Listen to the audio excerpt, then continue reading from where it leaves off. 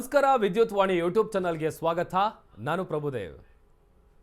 Smart meter ಪ್ರಕರಣ ಸಚಿವ George ರಾಜೀನಾಮೆಗೆ ಬಿಜೆಪಿ ಆಗ್ರಹಿಸ್ತಾ ಇದೆ. ಸ್ಮಾರ್ಟ್ ಮೀಟರ್ ಹಗರಣ ಸಂಬಂಧ ಜನಪ್ರತಿನಿಧಿಗಳ ಕೋರ್ಟ್ ತನಿಖೆಗೆ ಸೂಚಿಸಿರುವುದರಿಂದ ಇಂದಿನ ಸಚಿವ ಕೆಜೆ ಜಾರ್ಜ್ ರಾಜೀನಾಮೆ ನೀಡಬೇಕು ಅಂತ ಬಿಜೆಪಿಯ ಶಾಸಕ ಡಾಕ್ಟರ್ ಅಶ್ವಥ್ ನಾರಾಯಣ್ ಅವರು ಒತ್ತಾಯಿಸಿದ್ದಾರೆ.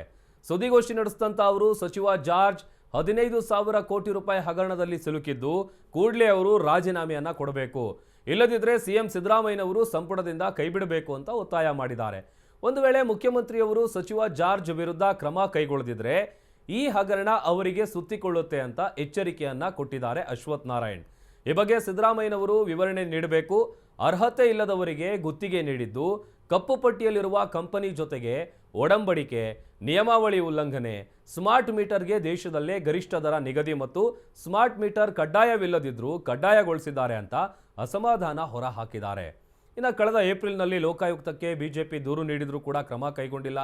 ಹೀಗಾಗಿ ಜನಪ್ರತಿನಿಧಿಗಳ ನ್ಯಾಯಾಲಯಕ್ಕೆ ನಮ್ಮ ಶಾಸಕರು ದೂರು ನೀಡಿದ್ದಾರೆ ಅಂತ ಮಾಜಿ ಡಿಸಿಎಂ ಅಶ್ವಥ್ ನಾರಾಯಣ್ ಅವರು ಹೇಳಿದ್ದಾರೆ. ಮತ್ತಷ್ಟು ಅಪ್ಡೇಟ್ಗಳಿಗಾಗಿ ನೋಡ್ತಾ ಇರಿ ವಿದ್ಯುತ್ ವಾಣಿ ಯೂಟ್ಯೂಬ್ ಚಾನಲ್.